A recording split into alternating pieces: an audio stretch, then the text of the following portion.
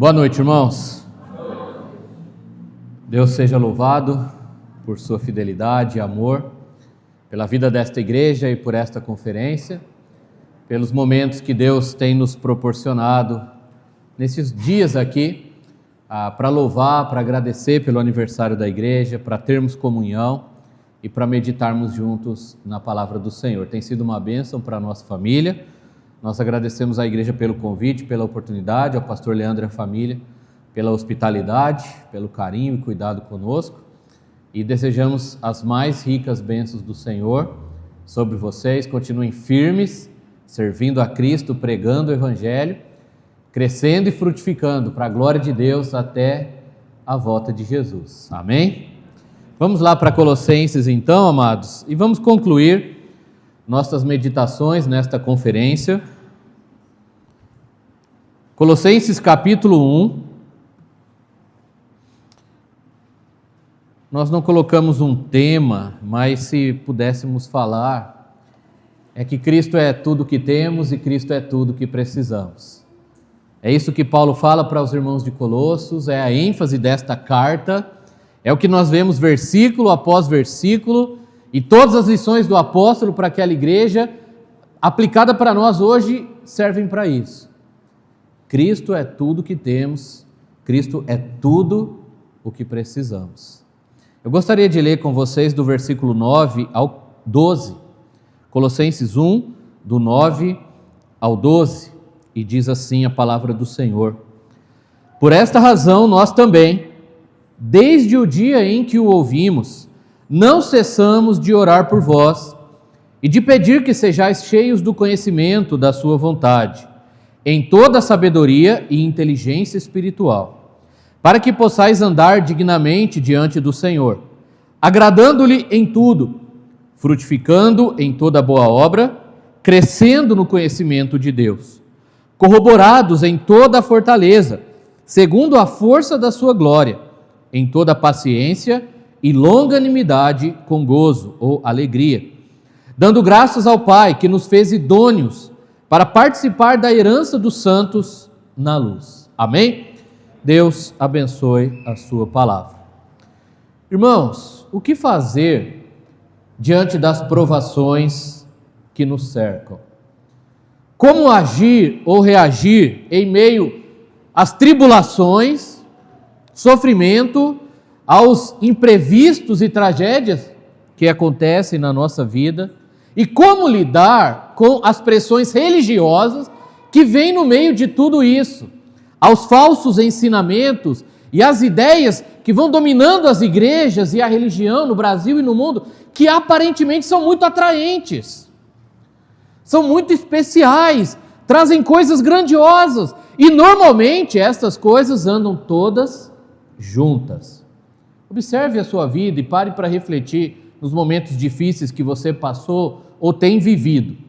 Normalmente é nessas horas, quando nós enfrentamos uma doença, a perda de um ente querido, alguma questão de desemprego, problemas financeiros, ou uma tragédia que vem, uma tempestade, o telhado da casa voa, um alagamento, ou alguma coisa assim, quando vem aquele problema bem grave, bem sério, são os momentos em que nós temos mais dúvidas da nossa fé. A nossa fé costuma ser abalada, nós começamos a questionar as nossas convicções. Será que eu sou salvo? Será que Jesus está comigo mesmo? Será que Deus me ama? Será que eu tenho algum pecado na vida? Será que aquela outra igreja não é melhor? Será que aquela outra religião não tem razão? Será que não era melhor eu ir consultar um morto? Será que não era melhor eu ir buscar uma igreja onde tem o Espírito Santo, como se a nossa não tivesse, né? Onde o povo dança, roda e pula? Será que eu não tenho que subir lá no monte para ter uma visão de Deus e uma visão de um anjo? Será que eu não devo buscar as religiões orientais? Será que eu não devo isso e aquilo outro? E nós começamos a nos questionar. Será que Jesus é Deus mesmo? Será que eu sou salvo? Será que eu vou para o céu?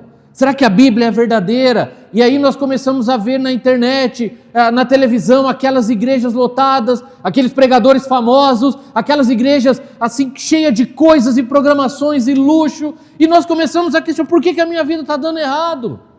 Por que a minha família está passando por isso? Por que eu estou passando por essa situação? Será que a minha fé não está certa? E aí a gente fica mais aflito ainda.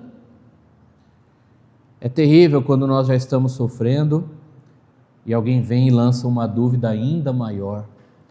E aquilo que nós tínhamos tanta segurança, paz e alegria que era em Cristo, na cruz, na salvação, na vida eterna, aquela alegria da conversão, aquela certeza de que nós servimos ao Deus verdadeiro, aquela alegria de ir para o culto, de cantar, de orar, de estar com os irmãos, e nós já estamos perdendo tudo e perdemos isso ainda. Era esta a situação dos irmãos de Colossos. Crentes, salvos, uma boa igreja, mas que devido aos problemas que estavam acontecendo na cidade, estavam afligindo aqueles irmãos, e pessoas estavam trazendo mensagens falsas e colocando em dúvida a fé daquele povo. O gnosticismo estava entrando na igreja, e os irmãos agora não tinham mais a convicção de que Cristo era tudo que eles precisavam. Eles começavam a achar, mas agora a gente tem que voltar a guardar a lei de Moisés. Se a gente não guardar, perde a salvação. Se eu não guardar o sábado, se eu comer carne de porco. Eu acho que aqui não é muito diferente lá da nossa região, mas o povo mineiro lá gosta de uma carninha de porco na lata, né? Uma carninha de porco bem feita. Ó, é bom demais, não é? E aí alguém chega e diz aqui, crente não pode comer carne de porco. Se comer não vai para o céu. Se comer não é salvo. E a gente, meu Deus, mas eu como. Minha família come. E a coisa já está difícil, eu não consigo comprar carne, eu tenho meu porquinho lá e eu não posso comer. Será que Deus está preocupado com isso mesmo? E os crentes começavam a ter dúvidas disso, irmãos, porque tem. As pessoas batem na nossa casa e começam a pregar uma mensagem diferente da nossa, um outro evangelho. Nós vemos hoje pelo celular, pela internet, pela televisão, um monte de mensagem, um monte de evangelho falso, distorcido, que acrescentam coisas, e isso traz dúvidas principalmente quando estamos sofrendo, quando estamos passando por dificuldades, por tribulações em nossa vida, em nossa família e até na igreja. Não é comum pastores e igrejas pensarem, puxa, nós estamos passando por um tempo difícil, não tem conversões, não tem batismos, os visitantes não estão chegando, será que nós devíamos mudar a nossa doutrina? Será que nós não deveríamos fazer como outras igrejas têm feito? Será que nós não devíamos começar a oferecer alguma coisa para atrair os jovens? Será que nós não deveríamos... E aí vem aquelas dúvidas, porque será que a nossa fé está certa mesmo? Será que só a pregação do evangelho basta? Estas dúvidas estavam assolando a igreja de Colossos e com certeza nos assolam também. Talvez não agora, mas em algum momento na sua vida você deve ter se questionado sobre estas questões. Talvez a igreja já passou por situações assim, você como pessoa, como crente ou como família, já deve ter duvidado da sua fé, já deve ter se preocupado se estava no caminho certo e se Deus estava com você e coisas desse tipo. E era o que os irmãos de Colossos passavam.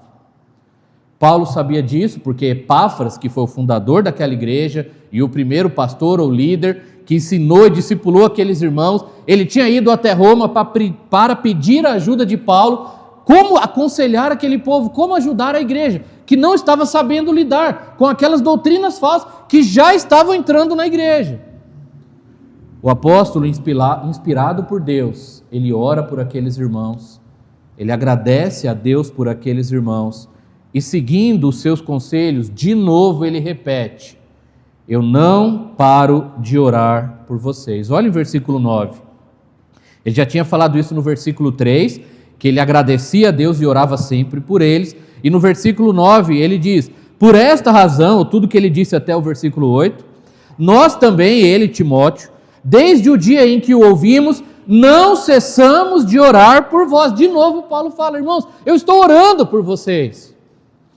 Eu amo vocês, eu me preocupo com vocês, eu sou grato a Deus. E eu oro e não paro de orar. Eu oro e continuo orando. Eu estou orando e vou continuar orando. Contem com isso, saibam disso. E nós devemos orar sempre uns pelos outros.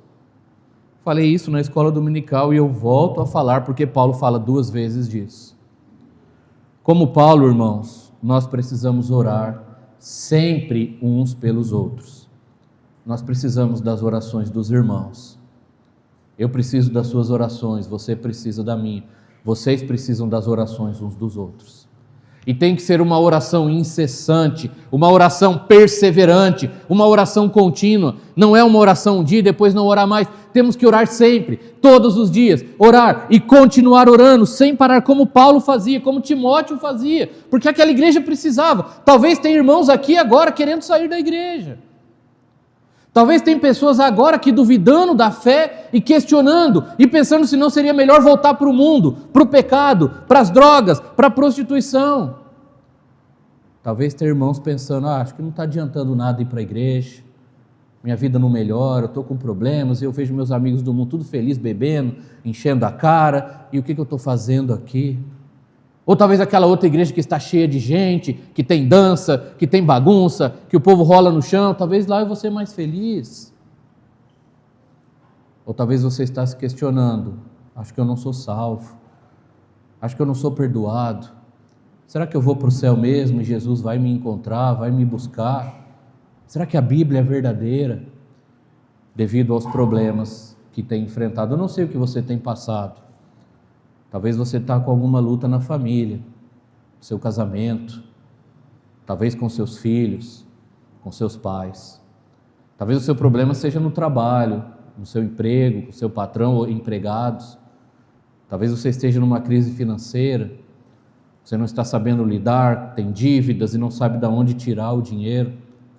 Talvez você esteja doente, lutando com alguma enfermidade ou descobriu alguma doença grave. Ou talvez você está passando um momento de luto e perdeu alguém que ama. Cada um tem enfrentado suas próprias lutas. E eu sei que o inimigo nos tenta nestes momentos. Ele vai trazer dúvidas e lançar dúvidas e usar pessoas para colocar coisas na nossa cabeça, para tentar nos tirar de ideia, para tentar nos afastar da verdade, para tentar nos afastar do Evangelho. Então, orem uns pelos outros.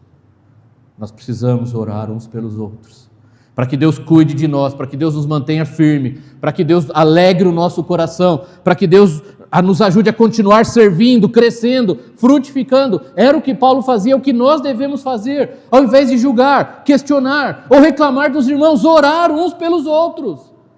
Orar sempre, todos os dias, um fazendo isso pelo outro, para a gente continuar de pé, irmãos, pela graça de Deus servindo ao Senhor, até a nossa morte ou até a volta de Jesus.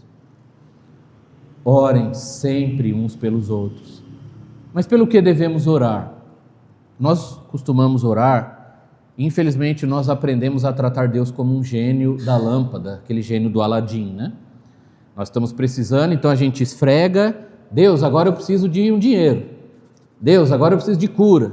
Deus, agora eu preciso que o Senhor resolva o meu problema. Deus, agora eu preciso de... Não é assim? Às vezes nem por mal, mas é o costume, a gente trata Deus como se fosse o nosso servo, que a gente busca quando precisa e pede algumas coisas materiais, normalmente dinheiro, saúde, resolução dos problemas, e nos esquecemos de Deus, de servir, de agradecer, de amar e de descansar na vontade soberana dEle. Não tem nenhum problema orar pela saúde dos irmãos, nós devemos orar. Não tem nenhum problema em orar por um irmão que está desempregado, ou alguém que está passando uma crise financeira, ou orar por um milagre na vida, nós devemos e podemos. Mas o que Paulo orava pelos irmãos de Colossos, em nenhum momento ele citou estas questões aqui. Ele orava incessantemente por aquilo que era mais importante do que essas questões que nós colocamos em primeiro plano. Nós temos que reaprender a orar. E olha o que Paulo orava. Vamos ver o que nós devemos orar, pelo que devemos orar uns pelos outros, e não só orar, mas buscar isso nas nossas próprias vidas. Olhem comigo no versículo 9 mesmo. O primeiro pedido de Paulo pelos irmãos de Colossos, ele diz, por esta razão nós também, desde o dia em que o ouvimos, não cessamos de orar por vós e de pedir, olha o primeiro pedido, que sejais cheios do conhecimento da sua vontade, em toda sabedoria e inteligência espiritual. Nós devemos orar sempre uns pelos outros, pedindo pelo transbordar do conhecimento da vontade de Deus. Nós temos que orar uns pelos outros para que os nossos irmãos e nós alcancemos um conhecimento pleno, completo da palavra e da vontade de Deus nas nossas vidas. Porque tem muitos irmãos que não conhecem a vontade de Deus. Muitos irmãos estão fracos ou em pecado ou desanimados porque não sabem o que Deus espera deles. porque estão esperando um sonho, uma visão, uma revelação, como se fosse assim que Deus agisse, sendo que a vontade dele já está aqui, toda aqui. Tudo que Deus quer de nós, irmãos, a vontade perfeita e soberana dele está na palavra dele. Nós não precisamos de novas revelações. Eu vi alguém anunciando algo de uma igreja, dizendo assim: venha que o fulano de tal vai revelar a vontade de Deus para a sua vida. Nós não precisamos disso, a vontade de Deus está aqui. A vontade de Deus que é boa, agradável e perfeita, e nós temos que conhecer. Paulo orava para que os irmãos de Colossos transbordassem deste conhecimento. Eles conhecessem a Deus plenamente, tivessem o conhecimento da vontade de Deus plena, completa, perfeita. Por que Paulo fala isso? Porque lá em Colossos, a heresia gnóstica, ela pregava um tipo de super conhecimento que eles precisavam ter para alcançar a espiritualidade.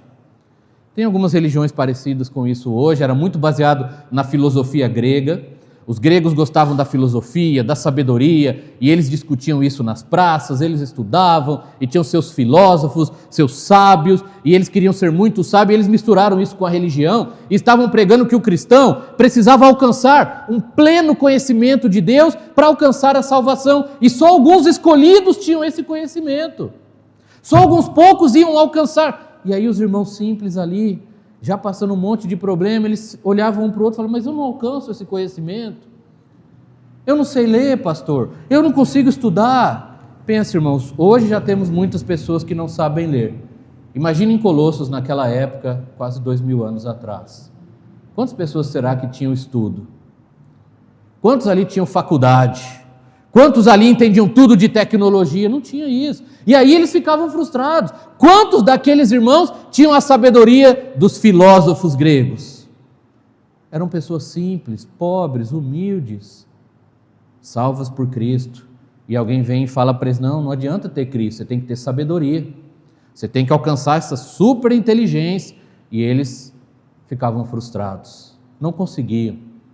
Então Paulo falou: não se preocupem, irmãos. O conhecimento que vocês precisam é da vontade de Deus, e não essa besteira que estão falando aí para vocês. Isso aí não existe. Eu oro para que vocês transbordem, sejam cheios do conhecimento de Deus. Aqui na nossa versão, ela fala, para que sejais cheios. Outra versão diz, para que transbordeis. Então eu tenho um copo aqui, tem bastante água, mas ele não está transbordando. Se eu continuar colocando água aqui, aí a água vai transbordar. O que Paulo quer dizer é que nós temos que estar tão cheios do conhecimento de Deus que sempre vamos estar cheios. Porque quando aquilo está transbordando, não vai faltar. É assim que você e eu devemos ser com o conhecimento da Bíblia, de Deus e da vontade de Deus. Por que muitas vezes nós caímos e fracassamos em meio às tribulações? Porque não conhecemos a Deus. Não conhecemos a vontade de Deus. Testemunha de Jeová bate na nossa casa e vem e fala: olha, Jesus não é Deus. E a gente não sabe onde diz na Bíblia que Jesus é Deus, a gente começa a ficar confuso. O adventista bate na nossa casa e fala: não, tem que guardar o sábado, se não guardar o sábado você vai para o inferno. Se não guardar o sábado você não é salvo. E aí a gente vai ler lá os 10 mandamentos e fala para guardar o sábado, e acho que ele tem razão mesmo, né? Acho que eu estou errado, eu tenho que começar a guardar o sábado. E aí você liga aquela televisão, aquele pregador da prosperidade está falando: não, se você tem Deus, você vai ter dinheiro, você vai ter saúde, vai estar tudo certo na sua vida, e se você não tem, você está em pecado, você não tem fé. E a gente olha para a nossa vida, pobreza, simplicidade, problemas, e fala: acho que ele tem razão mesmo, estou na igreja errada, acho que eu tenho que ir lá também para ficar rico, para alcançar um milagre, porque na minha igreja não tem poder. Aí o outro fala: não, na sua igreja não tem Espírito Santo, batista é frio, porque o batista não tem Espírito Santo. Quantas vezes já ouvi isso? Como se o Espírito Santo fosse pular, rodar, cair no chão, gritar e esse tipo de coisa. Só que a gente não sabe na Bíblia onde diz o que é o Espírito Santo, o que o Espírito Santo faz. Então entende, irmãos, nós temos que conhecer a Deus, a palavra de Deus, a vontade de Deus, para nos mantermos de pé pela graça de Deus em meio às tribulações. Saber que Deus está no controle de tudo, é soberano, nos ama, nunca nos abandona, cumpre suas promessas. Ontem nós cantamos e falamos sobre isso. Mas às vezes a gente nem sabe quais são as promessas para estarmos firmes nela. Aí a gente cai. Você conhece a Deus? Conhecemos a vontade de Deus? E quando falamos de vontade, eu dei um estudo lá em Piuí, na nossa igreja, sobre a vontade de Deus nas últimas semanas. E a gente espera que Deus diga assim: Pastor Miguel, você tem que casar com tal pessoa, não é assim? Olha, eu quero que você encontre aquele trabalho, que você estude naquela escola, que você compre esta casa, que você compre aquele carro. A gente acha que a vontade de Deus é Ele dizer o que a gente fazer ou não fazer nas decisões do dia a dia. Isso não é a vontade de Deus. A vontade de Deus é que sejamos salvos, a vontade de Deus é que sejamos santos, a vontade de Deus é que preguemos o Evangelho, a vontade de Deus é que confiemos nele, e as outras coisas, se nós temos Deus em primeiro lugar, automaticamente nós vamos tomar as decisões certas. Deus não vai revelar com quem a gente deve casar, que trabalho a gente deve ter, que escola estudar, não tem isso na Bíblia. Mas tem para a gente buscar em primeiro lugar o reino de Deus e as outras coisas serão acrescentadas. Mas a gente não conhece isso. Muitos crentes não conhecem os livros da Bíblia. Muitos crentes nunca leram a Bíblia inteira. Não sabem onde fica Juízes, Ageu, Colossenses. Muitos crentes não sabem onde tem um versículo que fala da certeza de salvação, porque as pessoas vão no questionário dizer: ninguém pode saber que é salvo, só Deus que sabe. Olha que bonito, não é? É muito bonito isso, mas a gente pode saber sim, porque a Bíblia diz. Mas onde? Temos que conhecer. Irmãos, nós temos que transbordar lendo a Bíblia, estudando a Bíblia, memorizando, meditando, ouvindo, prestando atenção, guardando no coração, dando valor a este livro mais que ao trabalho, ao dinheiro, à família, ao lazer. Às vezes nós sabemos tudo sobre o nosso time de futebol, cada jogador, a escalação, o técnico e todos os detalhes, mas não sabemos nada da mensagem do culto ou do devocional. As prioridades estão invertidas. Aí o problema vem e o nosso time de futebol vai ajudar a gente no quê? Na hora da tribulação. Ou qualquer outra coisa que a gente tanto gosta e preza e conhece. Às vezes a gente se dedica tanto para uma prova, para um trabalho da faculdade, para algo da escola, para o nosso serviço, a gente se mata, se sacrifica, vem a tragédia na nossa vida. O patrão não vai estar nem aí, o empregado não vai estar nem aí, o professor da escola está seguindo a vida dele. E a gente não sabe o que Deus, que nos ama, e Jesus, que nos salvou, espera de nós naquele momento. E por isso a gente não encontra o consolo, a força e a alegria. Irmãos, vocês têm que transbordar do conhecimento de Deus. Vocês têm que ser cheios do conhecimento, da vontade de Deus. E nós só sabemos a vontade de Deus pela palavra de Deus. Eu digo, irmãos, na hora da necessidade, e às vezes as pessoas pensam que os pregadores, não sabem do que estão falando. Para o pastor é fácil falar porque ele não conhece a minha vida, ele não sabe o que eu estou passando. Eu já ouvi isso diretamente, por isso que eu digo aqui. Mas eu sei das minhas tribulações. Eu já perdi pessoas queridas. Eu já fiquei doente, já vi minha família, já passei momentos de dificuldades, de falta de coisas. Já tive momentos de lágrimas, de choro, de decepção, de tragédias, de dúvidas. E nessas horas, irmãos, nenhum tipo de religião ou religiosidade ajuda em nada. Tem pessoas que vão em igrejas que têm todo tipo de experiência sobrenatural e choram, e gritam, e cantam, e é tudo lindo e maravilhoso. Só que se aquilo não é Cristo, na hora que a tragédia vem, aquilo não vai servir para absolutamente nada. O que nos sustenta quando a tragédia vem, quando a gente recebe a notícia: você tem câncer, você tem uma doença incurável, você vai ter que fazer tal tratamento. Quando vem uma notícia de que seu filho tem uma doença, ou seus pais têm uma doença. Quando chega a notícia: morreu a pessoa que você ama. O que é esse misticismo, este sobrenaturalismo, este emocionalismo vai servir naquela hora? De nada. O que nos sustenta ali é a graça de Deus em Cristo e somente isso, irmãos. Por isso nós temos que conhecer Cristo, a palavra dele, a vontade dele, a inteligência que vem dele, que vem do Espírito Santo por meio da palavra. E lá em Provérbios 1,7 diz que o temor do Senhor é o princípio da sabedoria. Então a sabedoria que precisamos não é a sabedoria grega, do mundo ou da religião, mas de Deus, que vem pelo temor do Senhor e conhecer o temor do Senhor, conhecer a Bíblia e aplicar a Bíblia para nós. É tão triste ver pessoas usando a Bíblia, citando a Bíblia de forma tão distorcida e errada porque não conhecem, e muitos crentes acreditando. Ontem nós estávamos comentando, não sei se foi ontem ou hoje, que agora está uma moda aí de falar que tal de Barzilai da Bíblia era brasileiro, e tem um monte de crente compartilhando isso, né? E os crentes acreditam nisso. E esses dias atrás eu recebi uma mensagem falando que a última parte da estátua de Daniel é o Brasil, porque no original a palavra barro lá significa Brasil, e crentes acreditando nisso. Por que nós acreditamos nessas besteiras? Porque não lemos e não conhecemos a palavra. E aí nós sofremos. As tragédias se tornam ainda piores. Quando nós estamos seguros na palavra, irmãos, eu digo para vocês com toda convicção e certeza, não é que o problema vai passar, o problema vai continuar. Mas o conhecimento de Deus vai nos dar sabedoria de como agir e reagir diante daquilo. De como não pecar, de como não se desesperar, de como não buscar soluções erradas, de como permanecer firmes e descansar no cuidado e na soberania de Deus. Saber que Ele não nos abandona, que Ele está no controle, que Ele é soberano e que um dia esse problema vai acabar quando Ele voltar ou quando estivermos lá com Ele. Mas se nós não conhecemos a Bíblia, aí nós caímos, nos desesperamos, buscamos soluções erradas, pecamos e pioramos tudo. Então Paulo queria que os colossenses, irmãos, se firmassem na palavra, no conhecimento de Deus e aplicassem isso na vida difícil que eles estavam passando, para que eles não se desviassem, e nós também. Em 2 Pedro 3,18 diz: antes crescei na graça e no conhecimento de nosso Senhor e Salvador, Jesus Cristo. É nisso que a gente deve crescer. Em Oséias capítulo 6, versículo 3, diz: conheçamos e prossigamos em conhecer o Senhor. E o crente tem que conhecer, e conhecer mais, e conhecer mais, e conhecer mais, e conhecer mais, mais e mais e mais.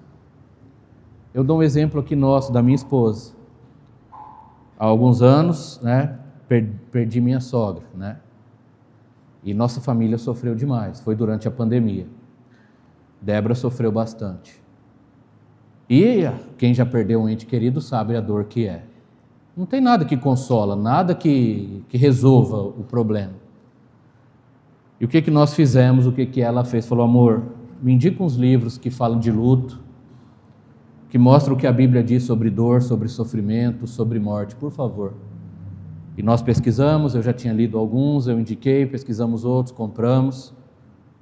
E ela começou a ler esses livros, estudar e ver o que a Bíblia diz sobre morte, sobre luto, sobre dor, para que a fortalecesse em meio àquela dor e tribulação, para que ela não se desesperasse. E foi essa uma das coisas que Deus usou para ajudá-la e ajudar a nossa família em meio a essa tempestade. Se a gente vai buscar a sabedoria do mundo ou das religiões, nós não encontramos consolo nenhum. O nosso consolo vem do Senhor, irmãos, de conhecê-lo e conhecer sua vontade. Por isso muitas vezes nós caímos, nós pecamos e nós nos desesperamos em meio às tragédias, porque nós não conhecemos a vontade de Deus. Nós brasileiros não gostamos de falar de morte, é a nossa cultura, é o nosso jeito. O brasileiro foge desse assunto, né? Vai falar de morte, não, vamos falar de outra coisa. Não, vamos falar de coisa alegre. O brasileiro é assim, só que aí vem a morte e a gente não sabe como lidar. A gente tem que conhecer, tem que saber o que a Bíblia diz, o que Deus diz, para nós permanecermos de pé com a graça dele. E por isso temos que orar uns pelos outros, para que todos cresçamos no conhecimento de Deus e da vontade de Deus, da sabedoria de Deus, da inteligência de Deus, não das coisas do mundo e da religião, porque isso não ajuda em nada, não serve para nada. É a sabedoria de Deus e o conhecimento da vontade de Deus que, transbordando em nós, vai nos ajudar a suportar as lutas, dores e dificuldades.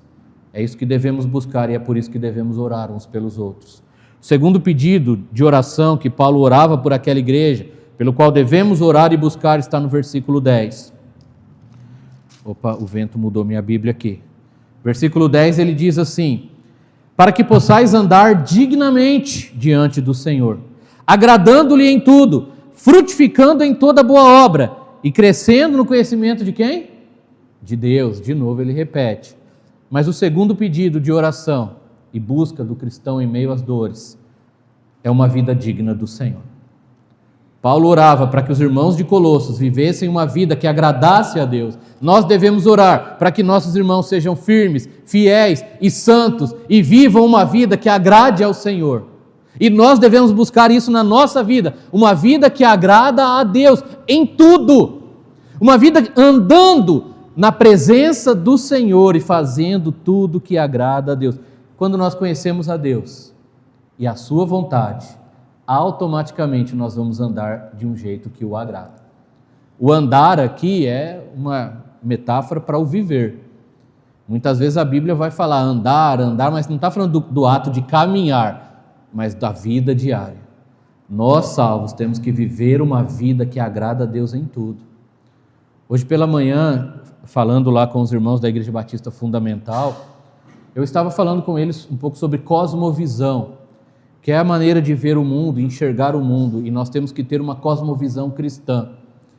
Tinha um contexto no qual estávamos trabalhando ali, mas quando nós olhamos o mundo com os olhos de Deus, da Bíblia, e centrados na cruz, tudo o que fazemos, tudo o que sentimos, tudo o que buscamos, nós vamos ver Deus em tudo, e vamos fazer tudo para a glória de Deus, como Paulo diz em 1 Coríntios 10, 31.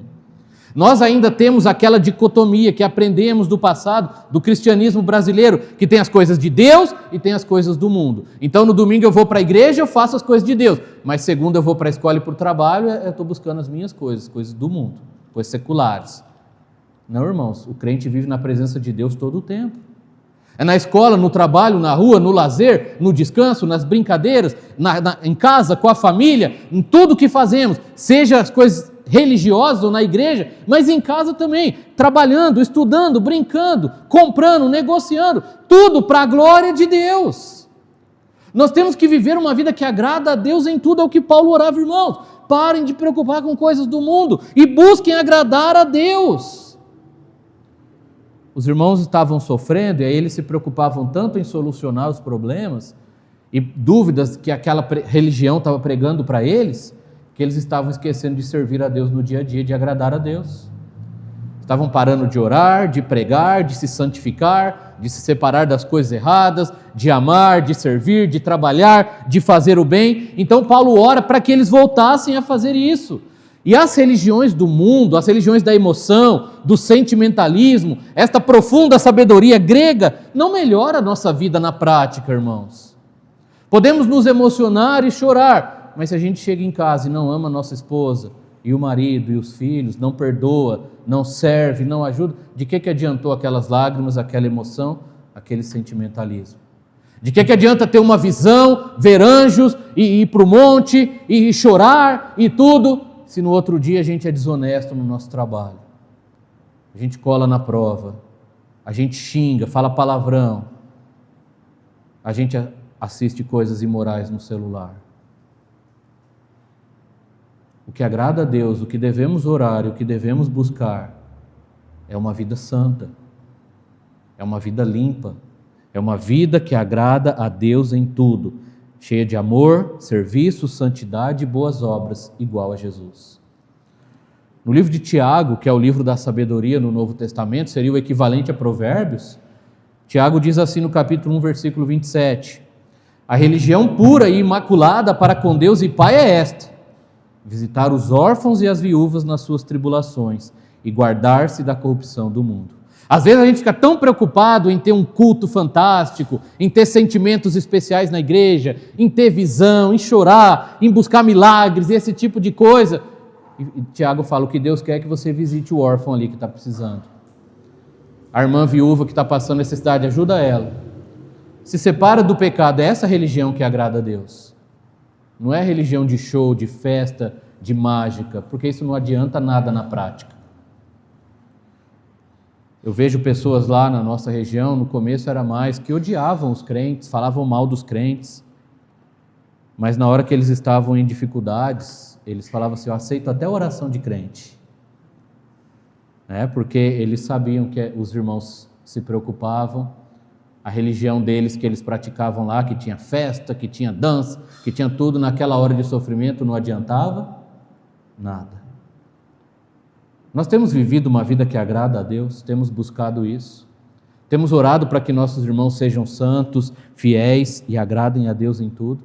Paulo diz o que o agrada, uma vida cheia de frutos. Nós falamos um pouco disso ontem, mas nós como crentes temos que frutificar. E o que é frutificar? São as boas obras, fazer o bem, pregar o evangelho, servir aos irmãos, servir e ajudar na igreja, ajudar os necessitados, enfim. Termos uma vida útil e não inútil.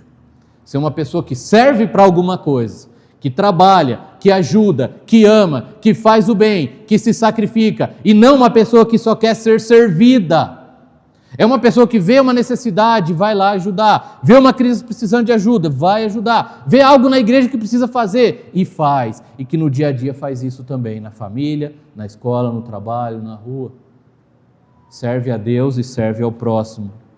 Fé verdadeira não tem a ver com egoísmo. A religião gnóstica, como muitas igrejas evangélicas, hoje religiões no Brasil e no mundo, pregam uma religião de egoísmo. Olha como eu alcancei tal status, tal milagre, tal sabedoria, olha como eu sou bom, olha como eu sou sábio, olha como eu estou perto de Deus. E aí a Bíblia vai nos dizer, vai lá e serve as pessoas que precisam, é isso que eu quero. É isso que importa, é isso que é a fé verdadeira. Não adianta nada você flutuar na igreja, chorar e se emocionar, se você não ajuda a sua família e seus irmãos e os ímpios que não conhecem Jesus. Isso é dar frutos, uma vida cheia do conhecimento de Deus. Temos frutificado? Irmãos, vivam uma vida que agrada a Deus. Busquem isso e orem por isso pelos seus irmãos. E também no versículo 11, outro pedido. Olhem comigo o que Paulo diz. Corroborados em toda a fortaleza, segundo a força da sua glória, em toda paciência e longanimidade, com gozo ou alegria. Terceiro pedido de Paulo para com os irmãos de Colosso, e é o pedido que devemos orar uns pelos outros e buscar na nossa vida, é o fortalecimento no Senhor. Nós só vamos aguentar as tribulações e dificuldades se Deus nos fortalecer. Nós não temos forças em nós, irmãos. Nós não temos.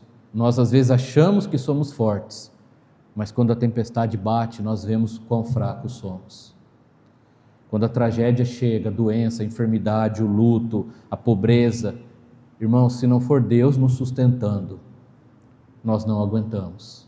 Se não for a graça de Deus nos fortalecendo, nós não suportamos. Se não for o Espírito do Senhor nos dando sua força e nos mantendo de pé na rocha que é Cristo, nós não temos condições de aguentar as lutas sobre nós. Os colossenses tinham que lembrar disso.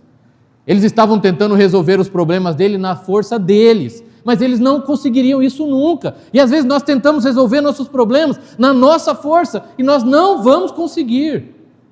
Nós somos fracos, irmãos, e algumas tragédias vêm que nos derrubam lá embaixo até as pessoas mais fortes. E nós temos que buscar a força no Senhor, no Deus que nos salvou e que é todo-poderoso. Para Ele não tem nada difícil nem impossível. E é Ele quem vai nos guardar e segurar em suas mãos e nos manter de pé. Paulo orava, por aqueles irmãos, e aqui na nossa versão, a CF, diz corroborados em toda fortaleza. O que significa isso? Corroborado significa algo confirmado, atestado, comprovado. Ou seja, nós temos que estar firmados na força de Deus, no poder de Deus. Viver, de fato, o poder de Deus em nossas vidas e sermos sustentados pelo poder de Deus e protegidos pelo poder de Deus. Sabe naqueles desenhos animados ou filmes em que o herói ali, a pessoa está lutando e já está morrendo e já não consegue mais, está caído no chão e está chorando e começa a tocar aquela música, que parece que é o fim de tudo, e na última hora alguém fala alguma coisa, ele lembra de algo e ele escuta um som, alguma coisa aí, a força começa a vir, e parece que renova e levanta e vence. Acontece muito isso na ficção. Na nossa vida não é muito diferente, não. Mas essa força não vem das coisas do mundo, nem de nós mesmos, não vem do fundo do nosso coração, né? Vem do nosso Deus, irmãos. Pensa nas tribulações que você já enfrentou, e se não fosse Deus sustentando você, você estaria aqui hoje ouvindo uma pregação e cantando um hino a Deus? Provavelmente já estaríamos mortos, ou em depressão, ou internados, ou viciados em alguma coisa, ou no mundo, ou sei lá. Mas Deus, na sua infinita graça, com o seu poder, nos manteve de pé. Nós precisamos estar firmados neste poder, irmãos. Descansados nesse poder, para enfrentar a luta espiritual, a guerra espiritual, as tribulações que vêm sobre nós. Paulo diz aqui, a força da sua glória. Veja, essa força vem da glória de Deus, o Deus de toda a glória, digno de toda a glória, da sua luz, da sua majestade. Então não vem de nós, não vem das outras pessoas, vem do Senhor. Por isso nós temos que estar perto dele. Força para vencer o pecado. Vamos ser bem práticos. Que força nós temos em nós para vencer as tentações e o pecado que nos assedia? Nós temos força em nós para vencer as tentações? Não. É a força de Deus que nos dá a vitória. Essa força vem pela palavra, por conhecer e viver a palavra de Deus. Como Jesus venceu as tentações no deserto. Como José venceu e tantos outros. Nós vencemos as tentações, vencemos o pecado, vencemos o mundo, vencemos o inimigo de nossas almas, vencemos nossa carne, pelo poder de Deus. É Ele quem nos fortalece, quem nos protege e nos mantém de pé. Não é nenhum poder externo ou força sobrenatural que não existe. No livro de Zacarias, capítulo 4, versículo 6, diz: não por força nem por violência, mas pelo meu Espírito, diz o Senhor dos Exércitos. É pelo Espírito de Deus que vencemos, que nos mantemos de pé, que servimos a Deus. E em Filipenses 2,13, Paulo diz que é Deus quem efetua em nós, tanto querer quanto realizar, segundo a sua boa vontade. Nós estamos servindo a Deus e sendo fiéis e nos mantendo de pé, mesmo em meio às tribulações, e nós olhamos para trás e vemos, meu Deus, como que eu cheguei aqui? Como que eu dei conta? Como que eu consegui? E a gente vê, não foi eu, foi Deus. Foi Ele quem me trouxe aqui, Ele quem me protegeu, Ele quem me sustentou. E Paulo pede por aqueles irmãos força para perseverar. Nós temos que perseverar, irmãos, continuar. A vida cristã é uma vida de perseverança. Nós não podemos parar, desistir, mas prosseguir, mesmo em meio às provas, continuar pregando, servindo, cantando, amando, em comunhão, honrando a Deus, confiando nele, mesmo nos momentos difíceis, sem desistir, sem abandonar. E essa força para perseverar só vem de Deus e não de nós. Quantas vezes pensamos em desistir? Quantas vezes pensamos em largar tudo e abandonar? Mas a força de Deus vem e nos mantém de pé, nos mantém firmes e nos mantém servindo no caminho certo. Essas coisas do mundo, da religião, essa suposta empolgação, emoção, não ajudam em nada. Quantas pessoas eu já conversei que desfrutaram de milagres, que passaram por experiências sobrenaturais, que viram anjos, que foram no monte, que falaram isso e aquilo, coisas mágicas, parece mil maravilhas, coisas assim da fantasia até. E depois estão no mundo, não aguentam a tribulação, abandonam seus casamentos, abandonam suas famílias, abandonam suas igrejas. De que adiantou aquela experiência? A gente não precisa disso, a gente precisa de Jesus, irmãos, e da força dele, para perseverarmos e continuarmos até a morte, ou até Jesus voltar, sem desistir, sem desanimar, independente do que aconteça. A Bíblia fala muito de perseverança, e nós só conseguimos perseverar pela força de Deus, não pela religião, não pelo emocionalismo. E Paulo orou por uma última coisa aqui nesse sentido de força, para que os irmãos tivessem longanimidade com alegria. E aqui vem algo bem prático. Longanimidade é um tipo de paciência, mas para com os irmãos. A perseverança é a paciência em meio às lutas. E a longanimidade é a paciência com os irmãos, com as outras pessoas. E nós temos que ser pacientes uns com os outros. Nós temos que ter força de Deus para sermos longânimos uns para com os outros. E temos que ser longânimos com alegria, com gozo, felizes Isso é parte do fruto do Espírito, que diz em Gálatas 5:22. A longanimidade é fruto do Espírito em nós. Então nós temos que ter paciência com os nossos irmãos, com os irmãos diferentes, como foi citado, com os irmãos mais difíceis, com os irmãos problemáticos, porque eles têm que ter paciência conosco também, que não somos fáceis.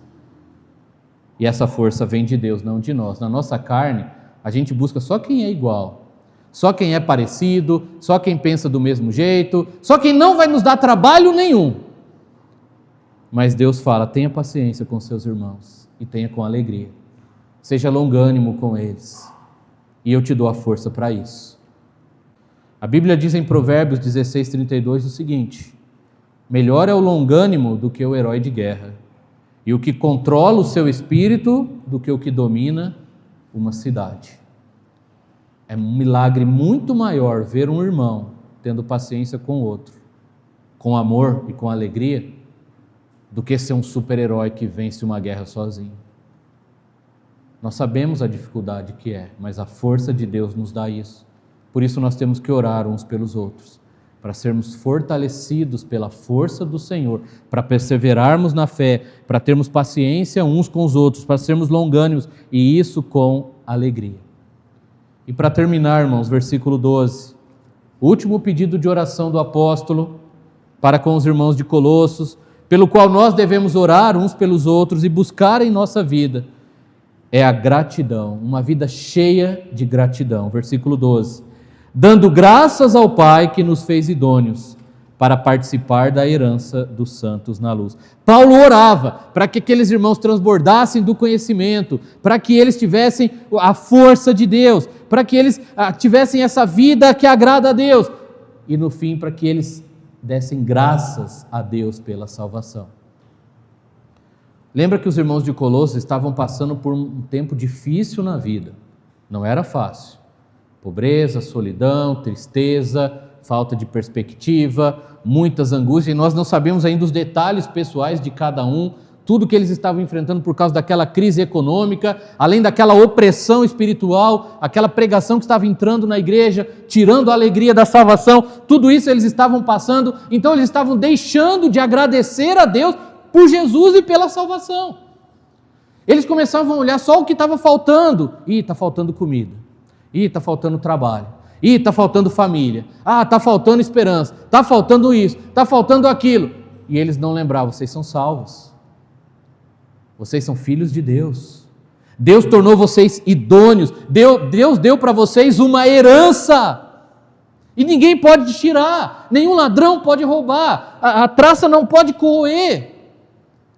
Deus deu essa herança para vocês. Deem graças a Deus, sejam agradecidos, demonstrem gratidão. Quando nós estamos sofrendo, nós temos a tendência a isso, não é? A só olhar o que está faltando e o que perdemos, e não olhamos para o lado para ver o que Deus tem nos dado. Às vezes nós perdemos alguma coisa na família, mas temos outra coisa. Perdemos uma pessoa, temos outra. Perdemos um pouco da saúde, mas temos ainda alguma coisa. Perdemos algo material, mas temos outras coisas. A gente tem que aprender a olhar o que tem e agradecer, sermos mais agradecidos. E no sentido espiritual, que aquela religião estava prometendo tanta coisa legal e especial, e que era mentirosa, e aqueles irmãos estavam tristes por não alcançar aquela experiência, aquele conhecimento, aqueles milagres, Paulo fala, parem de buscar isso. E agradeçam porque vocês são salvos. Agradeçam a Deus, ao Pai que fez vocês idôneos, ao Pai que permitiu vocês participarem desta herança dos santos na luz. Então, idôneo significa o seguinte, irmãos, que Deus nos salvou, nos justificou, nos separou e nos santificou, não tem nenhuma mancha, não tem nenhuma culpa, não tem nenhum erro, é idôneo, é perfeito, é limpo. Deus nos fez assim porque nós somos pecadores, e se não fosse a graça dele, estaríamos condenados ao inferno.